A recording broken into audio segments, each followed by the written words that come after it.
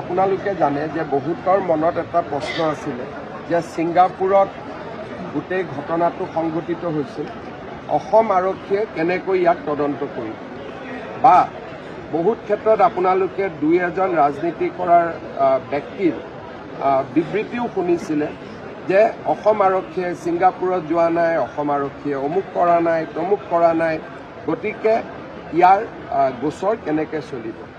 মই তেতিয়া মাত মতা নাছিলোঁ, কাৰণ তদন্ত চলি আছিলে।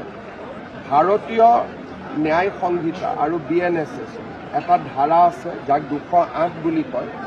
208 ধাৰা মতে আমি যদি তথ্য পাতি প্ৰমাণেৰে ভাৰত চৰকাৰক সন্তুষ্ট কৰিব পাৰোঁ যে এই গোচৰৰ তদন্ত আৰু ইয়াৰ বিচাৰ প্ৰক্ৰিয়া অসমত হ'ব পাৰে, কাৰণ ঘটনাৰ আৰম্ভণি অসমৰ পৰাই হৈছিল, তেতিয়াহ'লে ভাৰত চৰকাৰে এটা অনুমোদন দিব লাগে, যাক চেংচন বুলি কয়।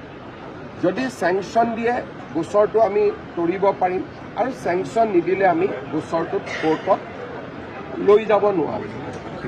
আমাৰ SITয়ে যিখিনি তথ্য পাতি ইতিমধ্যে সংগ্ৰহ কৰিলে, সেই তথ্য পাতিৰে আমি ভাৰত চৰকাৰক সন্তুষ্ট কৰিব পাৰিছোঁ যে এই গোচৰৰ বিচাৰ অসমত হ'ব লাগে, আৰু এই গোটেই ঘটনাৰ উৎস বা অৰিজিন ই অসমৰ পৰা আৰম্ভ হৈছে। ভাৰত চৰকাৰে আমাৰ কাগজ পত্ৰ যোৱা 7 দিন ধৰি পৰীক্ষা কৰিছে, আৰু গোটেই কাগজ পত্ৰ পৰীক্ষা কৰাৰ পিছত আজি ৰাতিপুৱা গৃহমন্ত্ৰী অমিত শ্বাহ ডাঙৰীয়াই নিজে ফাইলত চহী কৰি চেংচন অনুমোদন জনাইছে, আৰু এক ডেৰ ঘণ্টা আগতে চেংচনৰ কপিও আমাৰ হাতত আহি পৰিছে।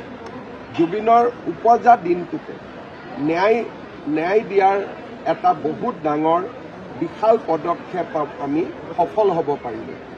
এতিয়া এই চেংচনৰ আধাৰত 15টা দিন বা 20টা দিন, মোৰ মতেদি খুব বেছি 10 ডিচেম্বৰ, তাৰ আগতেই আমাৰ SITয়ে আদালতত গোচৰ তৰিব, আৰু 208 BNSSত আমাৰ অনুমোদন থকাৰ কাৰণে আদালতে আমাক ট্ৰায়েললৈকে যোৱালৈকে আমাক প্ৰশ্ন কৰিব নোৱাৰিব, কাৰণ আমি যিটো আইনৰ ৰিকুৱাৰমেণ্ট বা প্ৰয়োজনীয়তা তাক আমি পূৰণ কৰিব পাৰিছোঁ।